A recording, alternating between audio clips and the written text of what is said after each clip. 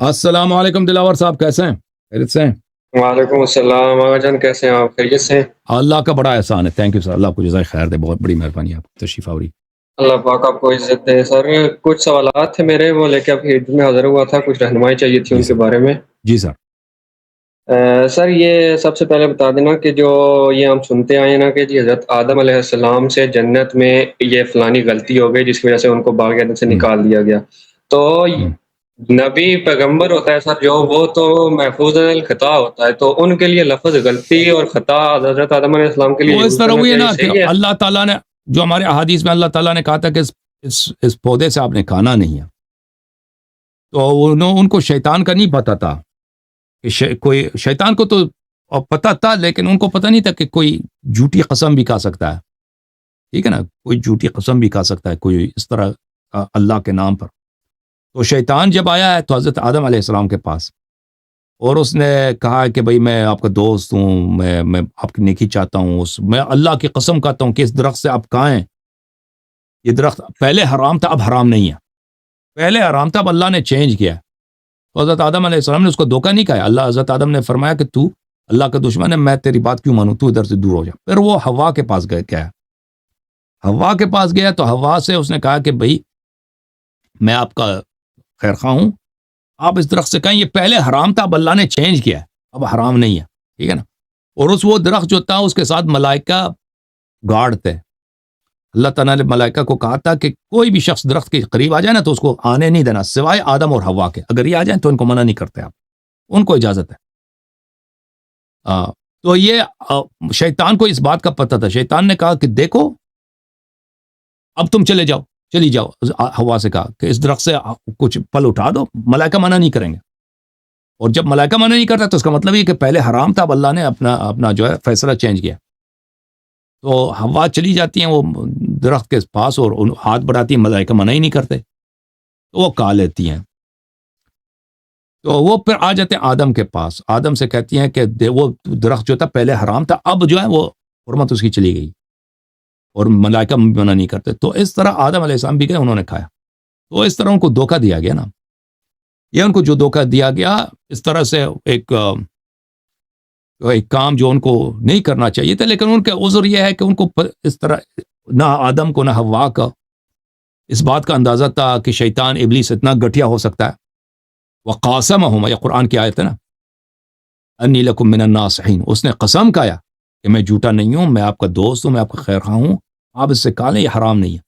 تو یہ اس لحاظ سے اس طرح ان کو یہ کوئی گناہ، انہوں نے جو بہرحال جو بھی کیا یہ گناہ نہیں تھا، حضرت آدم علیہ السلام نے ایک کام جو نہیں کرنا چاہیے تھا ان سے صادر ہوا، لیکن اس طرح گناہ نہیں ہے کہ وہ کوئی کسی مذمت کے مستحق ہوں یا کسی عذاب کے مستحق ہوں۔ جی ہاں، بہت شکریہ۔ اچھا سر، میرا دوسرا سوال یہ ہے کہ قرآن کریم میں آیا نا کہ جب شیطان اللہ تعالیٰ کے مقابل کھڑا ہو گیا تو اللہ تعالیٰ نے اس کو کہا کہ چلو جاؤ، تمہیں قیامت تک کا ٹائم ہے، تمہیں کھلی مہلت ہے، تم انسانوں کو گمراہ کرو، وہ دیکھتے ہیں کہ تم کتنے پاورفل ہو اور میں کتنا پاورفل ہوں۔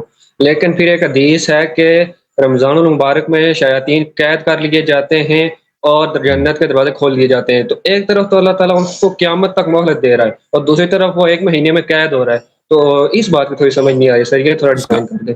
لیکن وہ اگر کوئی گناہ کرے تو اس کا قید ٹوٹ جاتا ہے نا، اگر کوئی شخص گناہ کرتا ہے تو قید ٹوٹ جاتا ہے۔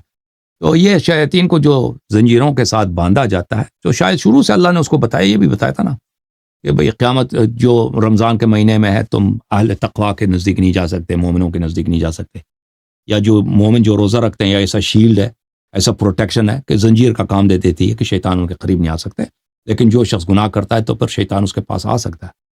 تو اس کا تفصیل ہمیں نہیں معلوم کہ کس طرح ہے، بہرحال اللہ تعالیٰ اپنی وعدہ خلافی نہیں کرتا، اللہ تعالیٰ نے جو کچھ کہا ہے اس پہ عمل کرتا ہے اور قیامت تک اس کو ڈیل ہے۔ شاید اللہ نے شروع سے کہا تھا کہ اس امت میں، دیکھیں پرانی امتوں میں رمضان کا مہینہ نہیں تھا، پرانی امتوں میں اس مہینے میں رمضان کا مہینہ ہے، اس امت میں رمضان کا مہینہ ہے، تو شاید اللہ تعالیٰ نے بتایا ہو، یہ تفصیل بتایا ہو، ٹھیک ہے نا، پہلے سے ہی بتایا ہو، ہمیں نہیں معلوم اس کا۔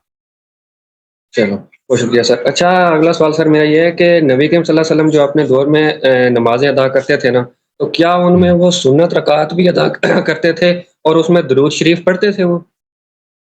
جی ہاں، بالکل بالکل، وہ سنت پڑھتے تھے، بالکل، نوافل سب پڑھتے تھے، کیوں نہیں پڑھتے؟ رسول صلی اللہ علیہ وسلم سب نوافل پڑھتے تھے۔ اور نماز وہ صحیح طریقے سے ادا فرماتے تھے. جی ہاں بالکل. اچھا سر، یہ اصحاب صفا کون لوگ تھے؟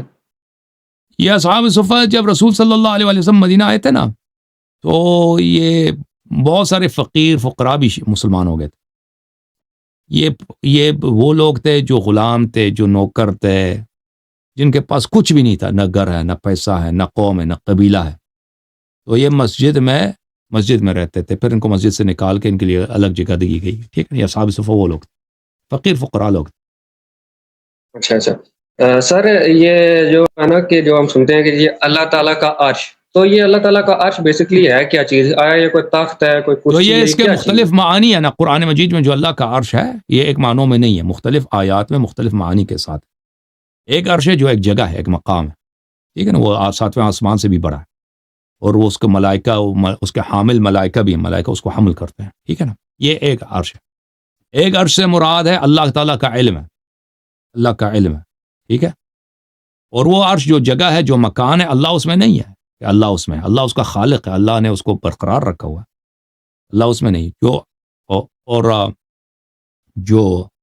جو لوگ ملائکہ عرش کو حمل کرتے ہیں، جو مکان ہے اس کو اٹھائے ہوئے ہیں، تو وہ اس پہ اللہ نہیں ہے کہ اللہ کا کوئی کرسی ہے، اللہ اس پہ بیٹھا ہے اس کو حمل کر رہے ہیں.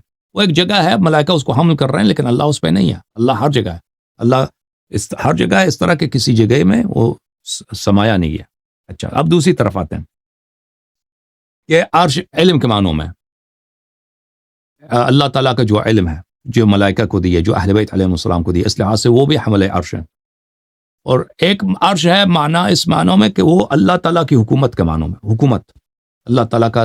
جیسے عرش کہتے ہیں، عرش کا لفظی معنی ہے تخت. جیسے ہم کہتے ہیں نا تخت و تاج ہے، بادشاہ تخت پہ بیٹھا ہے، حالانکہ وہ تخت پہ نہیں بیٹھا ہے، وہ شاید کہیں جا رہا ہے، لیکن وہ حکومت اس کے ہاتھ میں. تو اللہ تعالیٰ کی عرش ہے، اللہ تعالیٰ الرحمن علی العرش استوى، اللہ تعالیٰ اپنی حکومت سنبھالا ہوا ہے، اللہ تعالیٰ کی حاکمیت ہر جگہ ہے. تو اس معنوں میں بھی آتا ہے. ٹھیک ہے نا، یہ قرآن کے مختلف آیتوں میں مختلف معانی میں استعمال ہو، ایک معنی میں نہیں. ٹھیک ہے، بہت شکریہ. اچھا سر، میرا اگلا سوال یہ ہے کہ یہ سورہ مائدہ آیت نمبر 40، یعذب من یشاء و یغفر لمن یشاء، وہ جس کو چاہے سزا دے اور جس کو چاہے بخش دے. سر اس کی کنفیوژن تھوڑی یہ ہے میرے ذہن میں کہ دیکھیں کہ اگر اس کا یہ جو ہے نا اگلا حصہ کہ وہ جس کو چاہے بخش دے، اس کی سمجھ آتی ہے کہ بھائی گناہ گار ہی ہوں گے، لیکن اللہ کی رحمت اتنی بڑی ہے کہ وہ جس کو چاہے بخش دے. لیکن یہ کنفیوژن ہے کہ وہ جس کو چاہے سزا دے، مطلب کیا اس میں بخشے ہوئے اور نیک لوگ بھی آ سکتے ہیں کہ اللہ چاہے تو سزا دے؟ کیونکہ اگر یہ اتنا ہوتا نا کہ وہ گناہ گاروں میں سے جس کو چاہے بخش دے اور نیکوکاروں میں سے جس کو چاہے سزا دے، تو پھر سمجھ آتی ہے. لیکن وہ جس کو چاہے سزا دے، جس کو چاہے بخش دے، اس کی تھوڑی وضاحت کرتے ہیں کہ یہ کیا مطلب اس کا ہو سکتا ہے.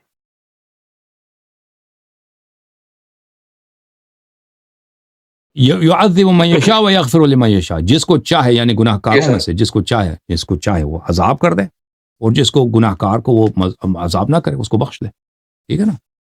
اللہ تعالیٰ ان اللہ لا یظلم بل ان اللہ لیس بظلام للعبید، اللہ تعالیٰ کسی پہ ظلم نہیں کرتا، اپنے بندوں پہ ظلم نہیں کرتا. وما ربک بظلام للعبید، اللہ تعالیٰ کسی پہ ظلم نہیں کرتا. اس طرح تو نہیں کہ بے گناہ کو جس بے گناہ کو چاہے وہ عذاب کرے، اس طرح نہیں ہے. یعنی لوگ گناہ کار ہیں. الم تعلم ان اللہ له ملک السماوات والارض يعذب من يشاء ويغفر لمن يشاء، کیا تم نہیں جانتے اللہ تعالیٰ کے لیے زمین آسمان کی بادشاہی ہے، وہ جس کو چاہے عذاب دے اور جس کو چاہے مغفرت کرے. یعنی گناہ کاروں میں سے جو مستحق عذاب ہیں، جس کو اس طرح نہیں کہ نبی صلی اللہ علیہ وسلم کو چاہے تو عذاب کر دے، نہیں، گناہ کاروں میں سے جو مستحق گناہ عذاب ہیں، اگر کسی کی مغفرت کرے تو مغفرت کرے، اور کسی کو چاہے عذاب دے تو عذاب دے. بہت شکریہ سر. بس لاسٹ سوال ہے میرا یہ کہ یہ جو قرآن پاک کی آیات ہیں نا، ان کو ہم دیکھیں کہ ہر آیت کے ساتھ اس کا نام لکھا ہوا ہے. تو آیا یہ نام جب رسول اللہ صلی اللہ علیہ وسلم پہ قرآن نازل ہو رہا تھا تو اس وقت سورت اور آیت کا نام اسی وقت آتا تھا کہ یہ بعد میں ان کے نام رکھے گئے؟ ان کی کیا صورتوں کے نام ہے، اس ہمیں نہیں معلوم. یہ نہیں معلوم. بعض صورتیں ہیں نا ان کا حدیث میں اسم مذکور ہے، سورہ رحمان ہے، سورہ نجم ہے، سورہ بقرہ ہے، سورہ احزاب ہے، ان کا نام احادیث میں مذکور ہے. اب یہ نام ہمارے احادیث میں جو ائمہ علیہ السلام کے زمانے میں، رسول صلی اللہ علیہ وسلم کے زمانے میں کہ نام پڑ گئی تھی نہیں پڑی تھی، یا یہ نام رسول اللہ صلی اللہ علیہ وسلم کے زمانے سے ہے، یہ تاریخ اس کا نہیں معلوم یہ لوگوں نے رکھی ہیں، رسول صلی اللہ علیہ وسلم نے رکھی ہیں، یہ ہمیں نہیں معلوم. احادیث میں یہ نام مذکور ہیں، ٹھیک ہے نا. شاید ہو سکتا ہے کوئی ایسا سورہ ہو اس کا نام احادیث میں مذکور نہ ہو، مجھے یاد نہیں پڑتا، لیکن اکثر صورتوں کے نام مذکور ہیں. لیکن یہ نام کیسے پڑے ہیں ہمیں اس کو تاریخ میں مذکور نہیں ہو، اس کی شرح ہمیں نہیں تو معلوم. سر یہ جو سورہ توبہ سے پہلے کہتے ہیں جی بسم اللہ نہیں ہے، تو اس کے پیچھے کیا لاجک ہے؟ سورہ قرآن میں سورہ توبہ توبہ سے سے پہلے بسم اللہ پہلے نہیں لکھی کیونکہ ہوتی. یہ مجھے جو یاد پڑتا ہے نا، مجھے یہ حدیث ہے یا نہیں ہے مجھے یاد نہیں ہے کہ یہ براءت کے لیے، سورہ توبہ کس کے لیے؟ براءت کے لیے، بیزاری کے لیے. اور یہ غیر مناسب ہے کہ اس میں رحمان اور رحیم کی صفت ذکر کیا جائے. بسم اللہ الرحمن الرحیم، میں شروع کرتا ہوں اللہ کے نام سے جو بڑا کرم رب والا، اور براءۃ من اللہ ورسولہ الی الذین عاہدتم من المشرکین، کہ اللہ کی جانب سے دشمنی کا اعلان ہے. ٹھیک ہے نا. تو یہ دشمنی کا اعلان یہ غیر مناسب ہے، مناسبت نہیں رکھتا اس سے کہ اس سے پہلے رحمت اور رحمان اور رحیم، کیونکہ رحمان دنیا و آخرت میں رحمت کے لیے اور رحیم مؤمنین کے لیے آخرت میں رحمت، اس وجہ سے ذکر کیا گیا. ٹھیک ہے، بہت شکریہ آقا جان، اللہ پاک آپ کو صحت اللہ زندگی دے. آپ کو بہت عزت دے. شکریہ. بہت مہربانی، بہت مہربانی. Thank you. اوکے. کس